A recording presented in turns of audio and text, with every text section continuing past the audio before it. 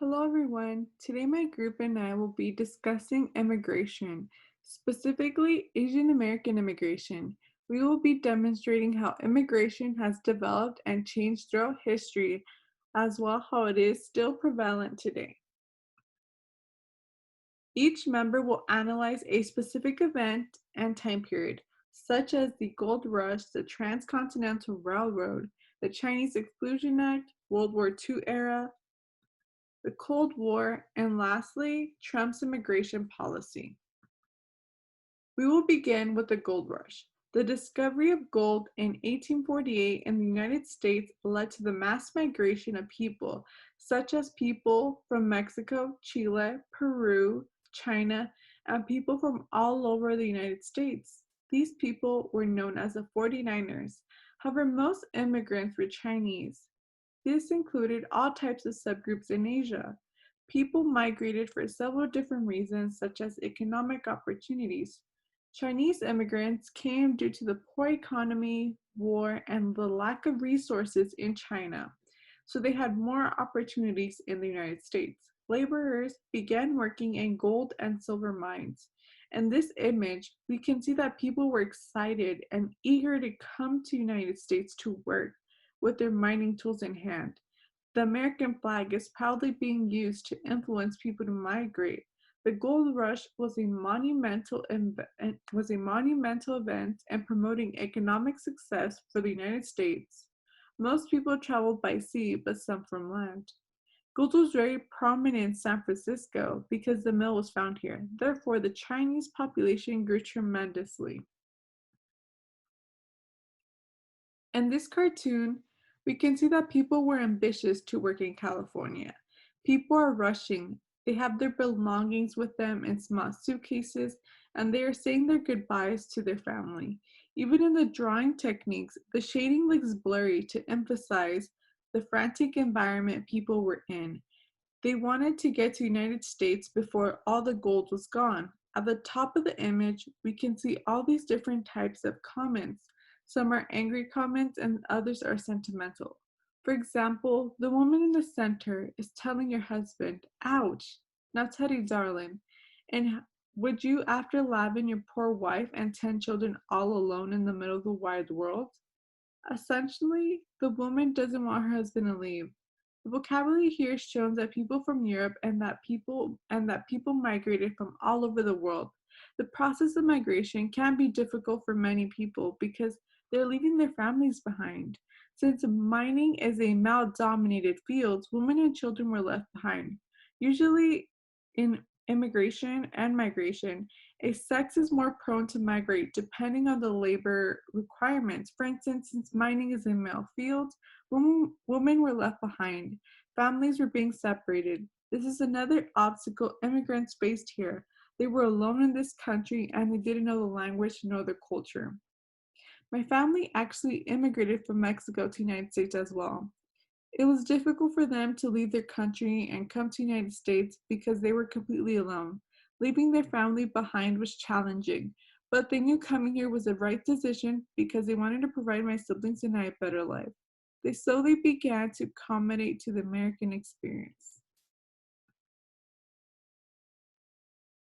Due to the large Chinese population in California, the process of mining changed. Mining companies switched from self-employment to a share wage system where miners shared their income and they worked for white-owned companies. White-owned companies were able to pay immigrants less than white people. Therefore, mining companies were able to take advantage of the laborers. Chinese camps, Chinese camps were implemented at the mining sites since there were so many people. Chinese people looked differently, they behaved differently, they spoke another language, they dressed differently. Basically, they were outsiders. They had a different culture, so the Chinese mining site separated white people from Asian people. This is where people slept, and this is where they developed their communities around their own cultural people. This figure illustrates a Chinese mining site. This was the beginning of racism and discrimination in the Asian American community because white people didn't want to be associated with Asians. Chinese diaspora. Diaspora means a scattering of people. For instance, Chinese immigrants scattered or they came to America for opportunities. In this image, we can see how many immigrants came from 1851 to 1860. About 20,000 Chinese people came to California in 1852. Most immigrants come to the United States feeling hopeful for new opportunities, but they encountered discrimination because they were seen as outsiders. Chinese immigrants started to live in Chinatown to avoid discrimination from white people. They had a poor education, they lacked resources, they didn't have a political voice, they were unable to find well paying jobs, and they couldn't own land. They were known for crime and violence, but they were peaceful for the most part. This created tensions between white and Asians because of white supremacist social structures. Forming this Chinese immigrant community in Chinatown was crucial to develop forms of resistance because these immigrants needed each other to survive in the American world. This can include forming labor unions and demanding to get paid fairly and working reasonable hours. This common feeling of oppression allowed unity within the Asian community. My family members also formed a Hispanic community in Los Angeles when they immigrated. They settled in LA because there was a large Mexican population. Being around this community allowed my family members to feel safer, and it made it a lot easier to transition to the American life. Adopting to this new lifestyle was difficult, but with the support of the Mexican community, they were able to develop forms of resistance together. My parents struggled with belonging here in this country and assimilating to an American culture while preserving our own Mexican culture. This is a challenge many migrants face. Having a community helps people find courage and to fight for justice. The anti-immigrant sentiment. Because there were so many people who migrated to California, were becoming harder to find. White people saw Chinese workers as competition and believed Asians were taking their jobs. As we can see this has happened many times throughout history, where people claim immigrants are taking their jobs. White-owned companies hired more Chinese immigrants because they could pay them with a lower wage, and they were really hard workers. Essentially, companies wanted to make more money. Americans claimed the gold was theirs because it was on their land. So this created a rise in racism, discrimination, and xenophobia. There were several anti-Asian propaganda, microaggressions, and riots that were very cruel. Like in this poster, it states, "The nigger must go, and the Chinese must go. The poor barbarians can't understand our civilized Republican form of government." This image shows both a Black and a Chinese man being racially targeted. Comments like this are very cruel. It is unfortunate that white people felt superior to minorities. White supremacy was deeply rooted in the United States, so it was very easy for white people to treat people of color harshly and inhumane. Racial discrimination, like in this poster, resulted due to the Supreme Court case People versus Hall in 1848. A Chinese man who witnessed a murder by a white man was prohibited to speak in the case because Chinese people had no rights. This case declared that no Indian or Negro shall be allowed in any action in which a white person must testify. This law was discriminatory and unjust because anyone that was not white was considered inferior.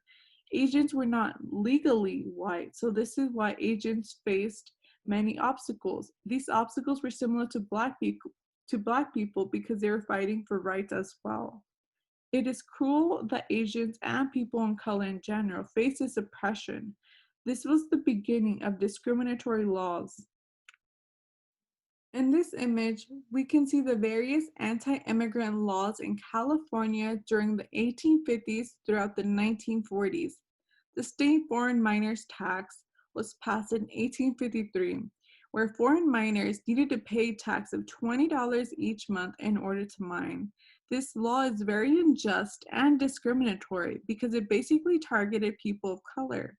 White people were able to mine without a tax, so this is another law of racial discrimination. Many ethnic minorities, such as indigenous communities and people of color, were mistreated during this period, as we can see with all of these laws here.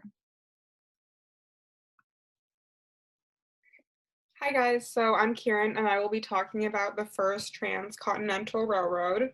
So it was a train route built from 1863 to 1869, which eventually, with the rest of the railroad system, connected the United States from coast to coast. So the first transcontinental railroad, which is what we will be talking about today, took 6 years to build, and it was the project of two railroad companies, the Union Pacific, built from the east, which started in Omaha, Nebraska, and the Central Pacific Railroad Company, built from the west, starting in Sacramento, California. And the two lines met in the middle in Utah.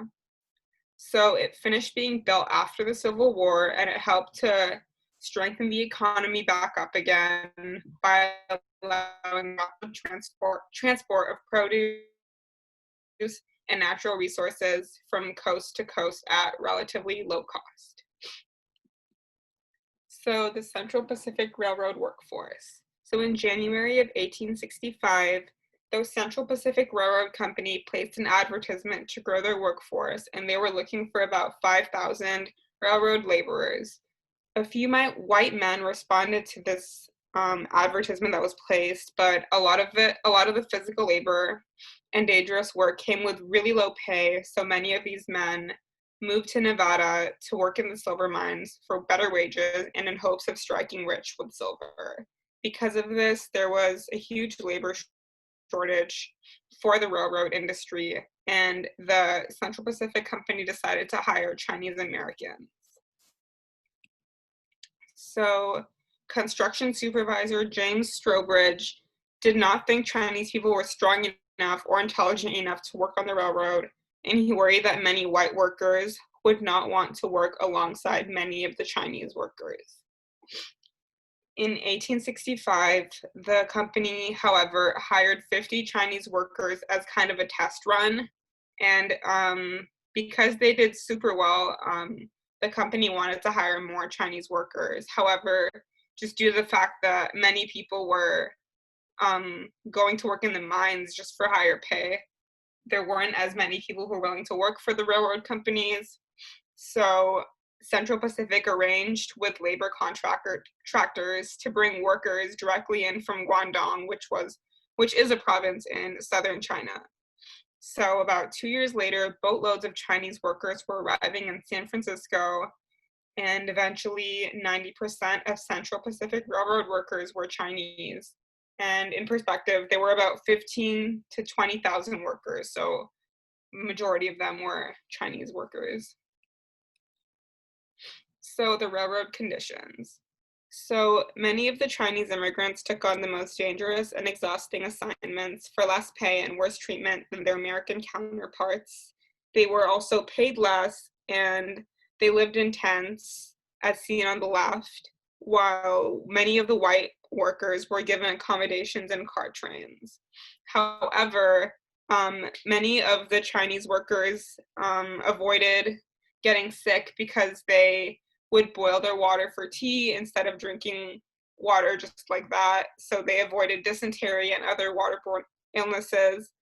And because they avoided drinking alcohol while their white counterparts did, they worked well together, and they were a lot better at working.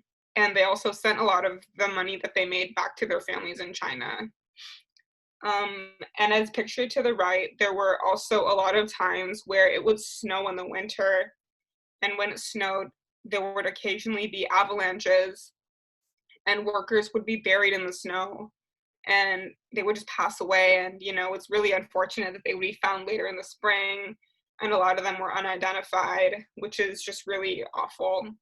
And because of all of the harsh treatments and low pay and degradation that they were getting, in 1867, there was a strike for equal pay, and it was unfortunately unsuccessful because it was in the middle of nowhere and no one was really giving into it, so they just kind of had to go back to work. And there was no proper record of how many deaths occurred while building the railroads. However, it's approximated there are at least hundreds and maybe even a few thousands who died while doing physical labor on the railroads. So Leland Stanford. Leland Stanford was the 8th governor of California who served from January 1862 to December 1863. And he actually ran his campaign on an anti-Chinese immigrant platform, and that was a huge part of what he kind of stood for and majority of the reason why people tended to vote for him. He was, after he was the governor of California, he became president of the Central Pacific Railroad Company, and while he was president, he would oversee a lot of the work that was being done. And he also oversaw that many of the Chinese workers who worked for him were very dedicated and they were perseverant while building the railroads. And he began to develop a respect for them due to their work ethic and their industriousness. When he was elected to the US Senate, he still had a lot of his anti-Chinese sentiments. And even with all of this, he was elected and he still kept his anti-Chinese stances, even if a lot of his wealth was due to Chinese labor. So the railroad was complete in 1869, and after that, many Chinese laborers went on to work on other railroads across the country. And many Americans blame Chinese immigrants for taking their jobs by accepting work at lower wages. As this continued, white hostility towards Chinese people caused many of them to leave the United States by 1882 due to the Chinese Exclusion Act, which was the first and only federal law to suspend immigration for a specific nationality, and it was not repealed until 1943. And from there, I will let Charles continue to talk about the Chinese Exclusion Act. Thank you. And then you have the Chinese Exclusion Act, which happened in 1882. As you can see, the Chinese Exclusion Act didn't just simply happen overnight.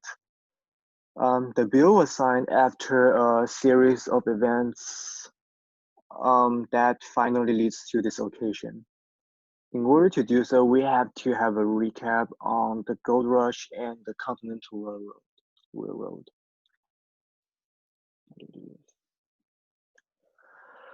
So prior to the 1850s, there were almost no Chinese that lived in America.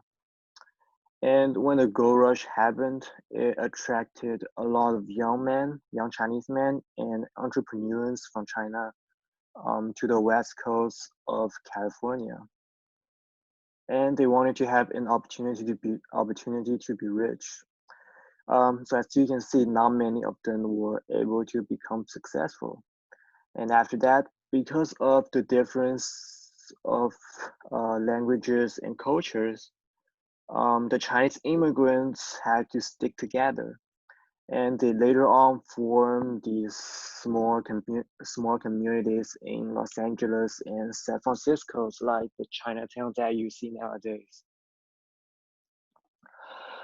And of course, Americans during that time didn't just open their arms widely and welcome Chinese to be there.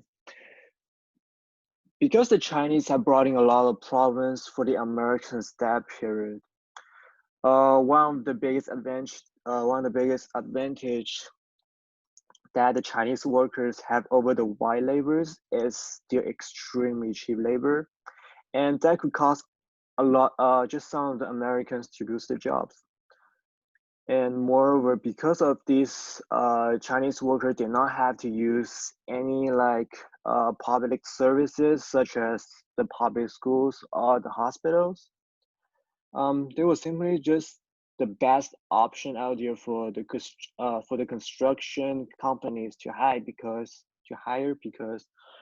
the Chinese worker could maximize the profit while they are being very cheap to afford.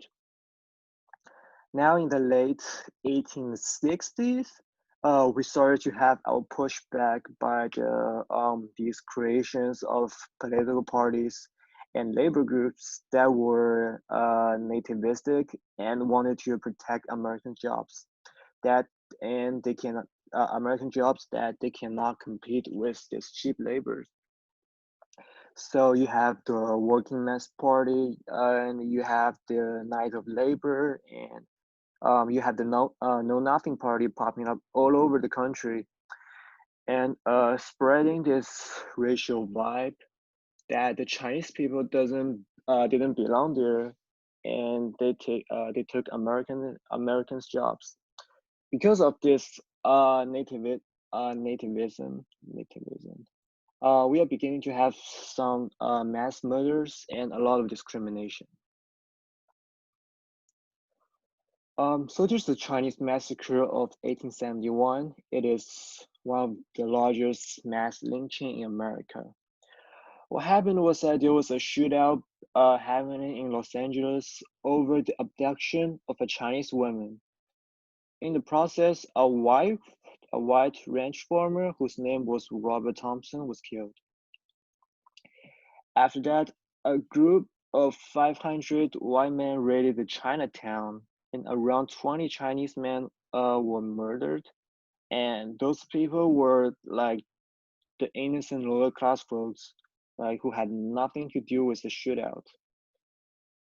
After this massacre, only 8 white men were convicted of manslaughter and murder, but the convictions were soon overturned later on because the court was also racist at the time. So the Chinese people did not get the justice they deserve at the time because of the discrimination. So right before the Chinese Exclusion Act was passed, there was an act called the Page Act that happened in 1875. It was named after a Republic's representative called Horace Page. The purpose of this act is to stop East Asian women, especially Chinese women, from entering the country. It was an kind of like an important act during that time because it was one of the first laws that actually prohibited a certain groups of people from entering the country. The act was passed because of the fact that a lot of East Asian women who immigrant here had involved in some immoral things like prostitution. However, of course, not every Chinese woman who immigrated here was a prostitute, and this certainly affected many Chinese family that this certainly have affected many Chinese family that were here during that time. Alas, we finally reached the Chinese Exclusion Act, but the thing to notice here first is that many people in California um, many people in California have wanted to pass the act a long time ago, but things it is a constitutional delicate power, so they were unable to do that. And finally, when they finally have enough houses in the Senate to do that, the 22nd president, Chester Arthur, the person on the left of the slide. So he signed the bill in 1882, and that prohibited pretty much all of the Chinese immigrants from entering the country.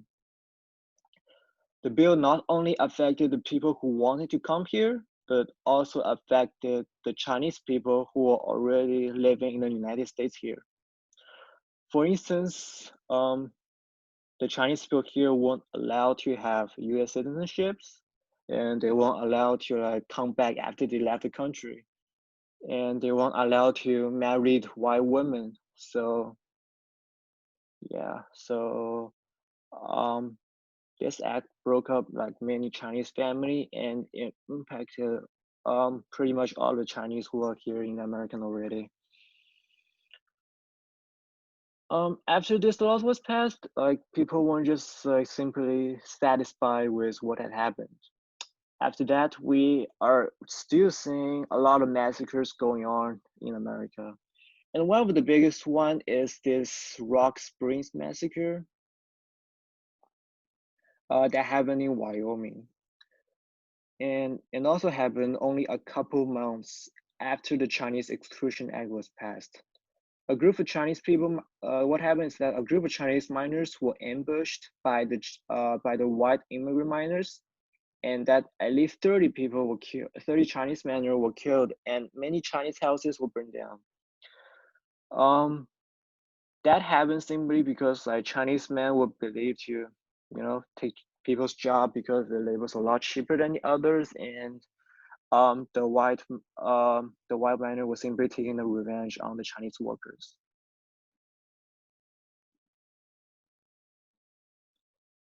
What is this? And another event that happened after the Chinese Exclusion Act was the Seattle riot of 1886.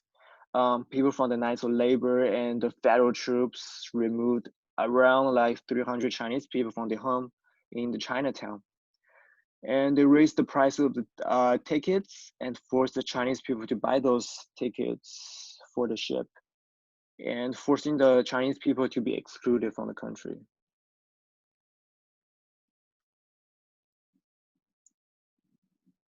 And the Chinese exclusion was intended to last 10 years, and it's just right after 10 years, just as it's promised, or maybe not. After a decade, the act was renewed, and after another decade, the act was made like permanent. And during that time, only some of the Chinese people were allowed to enter the U.S. For instances like like the students, the merchants, or the travelers. Right, but those people aren't like immigrants who wanted to live in America. So that's why they were kind of allowed in the United States for just like a short time. The Chinese Exclusion Act wasn't repealed until the Magnuson Act in 1943 during the World War II, because the China was fighting against Japan, and that finally ends the Chinese Exclusion Act. And so there you have it, the Chinese Exclusion Act. Hi, my name is Louis, and my decade of Chinese immigration is in the 1940s, also known as the World War II era. Starting off in December 7th of 1941, the Japanese Navy bombed the U.S. naval base at Pearl Harbor in Hawaii. Nearly 2,500 U.S. servicemen were killed and dozens of planes and ships destroyed, as shown in the following picture. This plunged America into World War II. At the time, China had already been at war with the Japanese since 1937. This made China and the United States allies. And as part of Franklin Roosevelt's Lend-Lease Agreement, the United States airlifted billions of dollars worth of supplies, money, and aid to the Chinese fight. Back home in America, the Chinese were referred to as the good Asians fighting for freedom. In the following posters, it shows the Chinese as a persevering and strong but wounded people. And in the bottom picture, it shows that the Chinese man is the Americans, their friend, because he fights for freedom. But it's really just because they fight the enemy, which is the Japanese. And though Chinese immigrants were ostracized and vilified when the Japanese bombed Pearl Harbor, America's views on them dramatically changed. Many Chinese Americans volunteered and were drafted into the U.S. military to fight in the war. In total, 13,499 Chinese fought in the war for the United States. This comprised 22% of all Chinese men in America. This was because many Chinese Americans, they didn't have jobs due to the Chinese Exclusion Act and the economy. This was just after the Great Depression. And many also wanted a chance at citizenship, and they volunteered, and many were drafted. In the following picture, it shows hundreds of men lining up, ready to ship off to the Pacific Theater in the European theater. And in the top right, it shows some Chinese American soldiers being sworn in to their branch of the military. In the bottom right picture, it shows a Chinese American soldier in action. Not only did the Chinese aid in the war effort fighting abroad, they also worked in factories, shipyards, aircraft manufacturing, and in white-collar professions, directly helping the war effort. In San Francisco, for example, 15% of all shipyard workers were Chinese in 1943. But due to extreme prejudice towards the Japanese as a result of Pearl Harbor, in America, many Chinese were mistaken for Japanese and discriminated against. Over 100,000 people were of Japanese ancestry in America were also interned in camps in the American West after the attack on Pearl Harbor. After Japanese internment, many Chinese merchants took over formerly Japanese-owned businesses, helping them economically. But many Chinese wore pins reading Chinese so that they wouldn't fall victim to a hate crime. Or like this Chinese man working in a factory has on his jacket saying, "Me Chinese, please no Jap." Life magazine even published a feature crudely titled "How to Tell a Jap from a Chinese," in which they cartoonishly presented crude, inaccurate, and racist portrayals of both peoples. For example, they referred to the Jap has many physical traits where they described buck teeth, lemon yellow skin, eyes slanted towards their eyes, a wide space between the first and second toes. Or when describing their height differences, they said the Chinese men were about the size of an average American, but Japanese men are shorter. And it even like goes deep into their skin color and their eyes, crudely and cartoonishly. In 1943, the Chinese Exclusion Act was repealed, and Chinese immigrants already living in America could finally become naturalized citizens. However, though this was a very, very significant deal, only 105 Chinese were allowed to immigrate into the United States annually, meaning any person of Chinese origin in any country in the world would count towards that 105, not just people directly from China. In the graph, the number of immigrants began to slowly rise later in the decade and then significantly in the following years. The graph also presents the past where Chinese immigration skyrocketed up to 1882 when the Chinese Exclusion Act was passed. In this other picture, we see an American serviceman with his foreign wife. And because in 1945, Congress passed the War Brides Act, letting more than 6,000 Chinese wives of Chinese American servicemen and American servicemen immigrate into the United States. It wasn't just Chinese wives, but we're focusing on Chinese immigration. They also allowed many Southeast Asian wives, Japanese wives. And to conclude, in the 1940s, not long after Allied victory over Germany and Japan in 1945, China had resumed its civil war that dragged on intermittently from 1927, since 1927.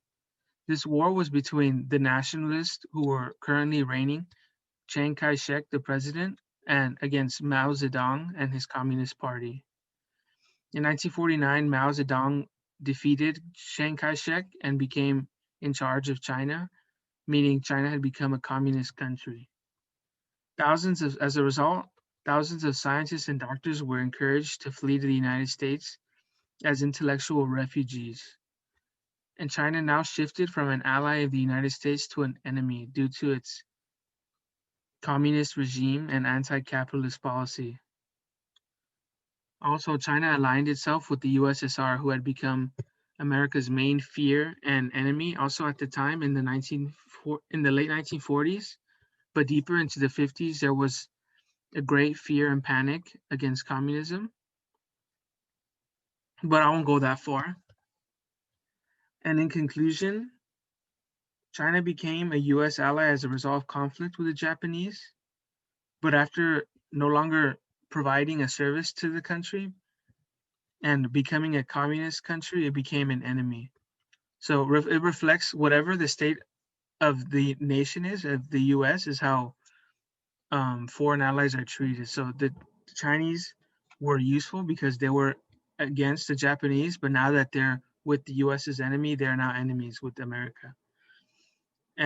But in good news, immigration policy did change for the benefit of Chinese immigrants. Up until now, it changed forever, and the Chinese in America were able to become citizens, but there was still new animosity towards China. Hi, I'm Heil, and I'll be talking about the Cold War in 1970s and the Vietnam War.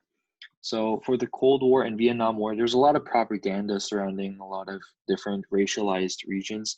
The first poster shows communism taking over. This wasn't exactly a race, but it was more toward the Russian communism movement that was spreading around countries. So America revolted by showing more of these propaganda and saying that American freedom or independence was the better option. Second poster had to do with more of the Americans' corruption and more of what they were doing in Vietnam War. And they were trying to show that you didn't have to be Vietnamese to see the atrocities that the American soldiers were committing in Vietnam.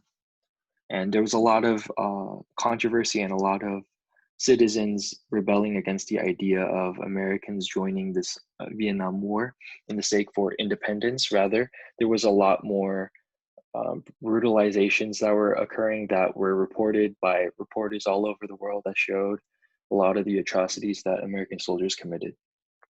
The third poster shows more about the communism again, but more for Americans. And there was a lot of controversy going around between the government and the citizens, but in the end, we all know what happens in history where the Vietnam War is finished and a lot of people were rejoicing at the idea of people not willing to fight in the war. So this first slide shows that, but before this happens, for the Chinese Americans that are currently in America, there were more fair to them. So there was the Immigration and Naturalization Act of 1965, which dramatically shifted the source countries of immigrants away from Western Europe. The main reason would have to be tension from Russia and the involvement of the Cold War between America and Russia. The majority of applicants for American immigration visas in the following decades started coming from Asia and Latin America rather than Europe.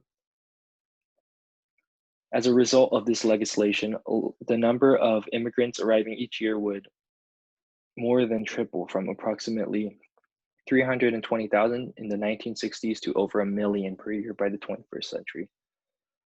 Because of this Immigration and Naturalization Act of 1965, it abolished the national origins formula that had been in place in the United States since 1924.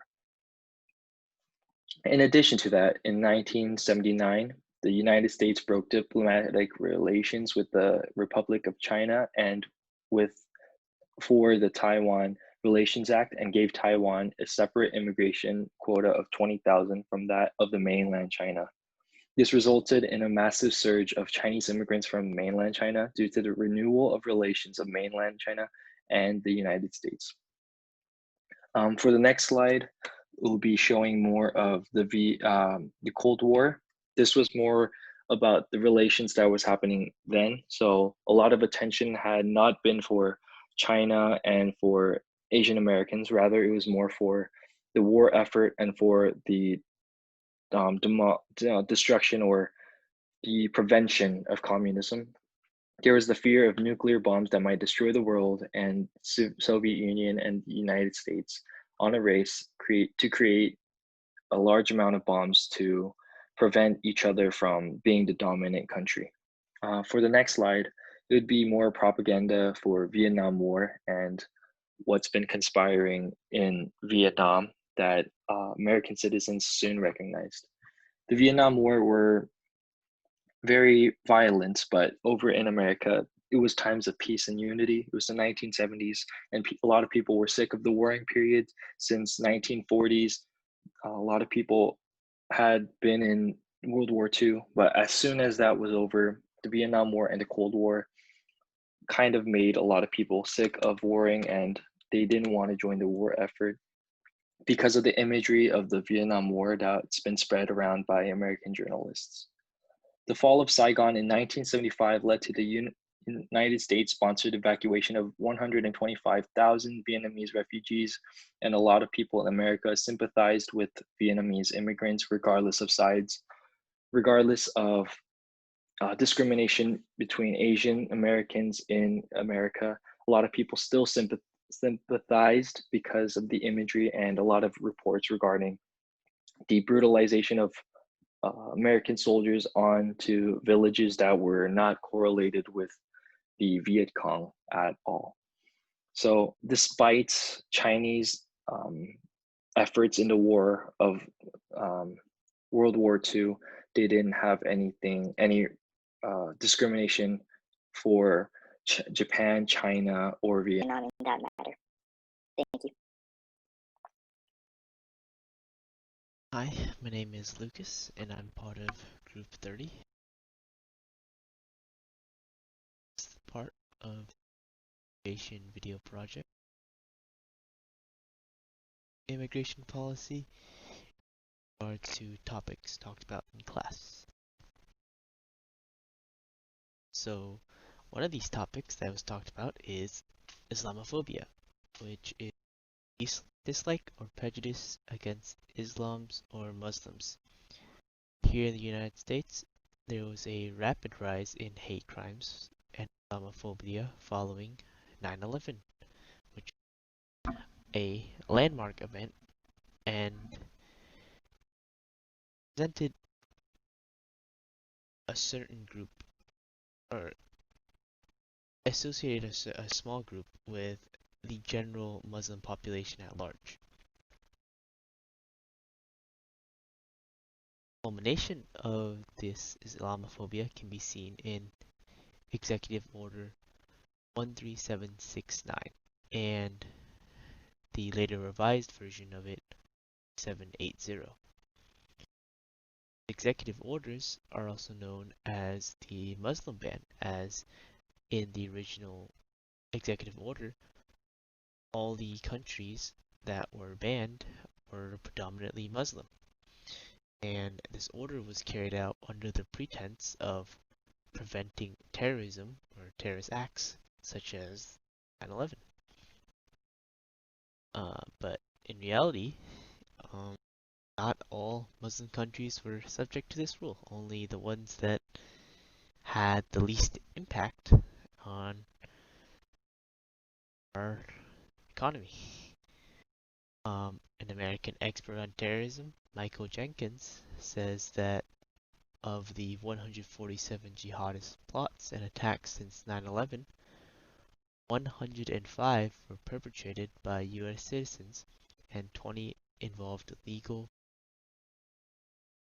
This is saying that 85% of the terrorists lived in the United States for a long time before carrying out an attack, and they were radicalized within the United States. This executive order, the original version of it at least, was essentially useless. The next topic is the model minority myth. The model minority, often applied to Asian Americans, refers to a minority group that is praised for their apparent success across academic, economic, and cultural domains. However, this success is often offered to contrast the perceived achievements of other racial groups. Problems with the model minority myth, but one of them is how it simplifies the vast group known as Asian Americans into a simple, successful designation, despite how each group can vary wildly in their actual success in the United States. So what does this have to do with public charge and green cards? So public charge is someone primarily dependent on the government for subsistence, and a green card is also known as a permanent residency card, as it allows you to live and work permanently in the United States. So the picture is from the Statue of Liberty, and the poem has the famous line, "Give me your tired, your poor, your huddled masses yearning to breathe free," which is kind of the exact opposite of what the change to public charge did. Because of the model minority myth, they sometimes forgotten that Asian Americans are also struggling. Under the rule, legal immigrants who have received or are deemed likely to need public benefits, such as supplemental security income, temporary assistance for needy families, mental nutrition assistance program, Medicaid, and public housing assistance, 12 months within any 36-month period may be classified as public charge. And as a result, they will be denied the green card, which puts them in a peculiar situation because they have to either choose to get a green card or give up on the necessary resources that they need to survive. It's a statistic from the brochure that I found online called the Expected Public Charge Rule and its impact on legal immigrant families, and of it I focused on the model minority myth and how in reality 32% of Asian American and Pacific Islander immigrant families receive one or more of the public benefit programs as I listed.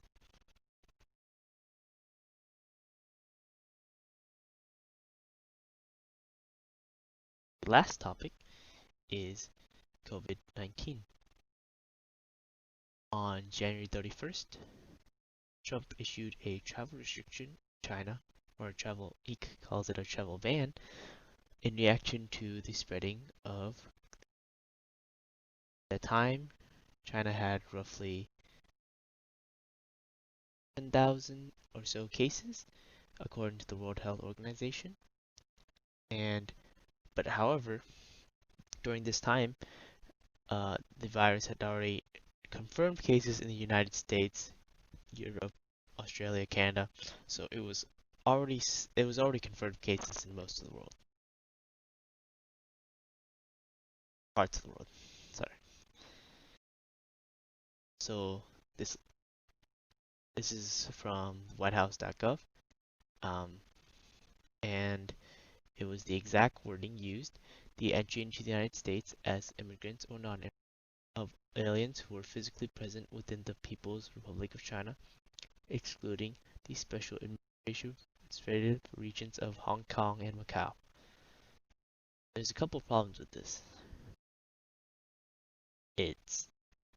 There's a whole 8 sections of exclusions, and this includes things like family members of people, and then, or if you were a legal resident of the United States, you could come back.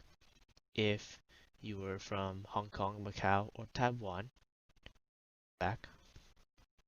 And in reality, what I'm trying to say is that it wasn't exactly a ban, it was a restriction that still ended up seeing 40,000 people come from China to the United States within the 2-month period after this was released on affected on February 2nd.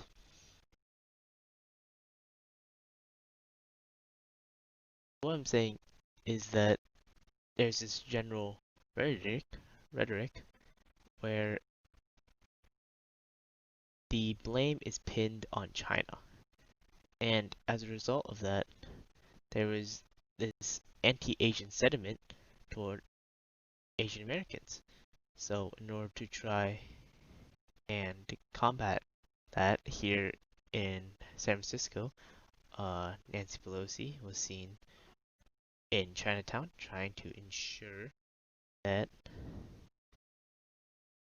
Asian Americans were, end of the day, Americans and should not be treated differently because of something that happened in China.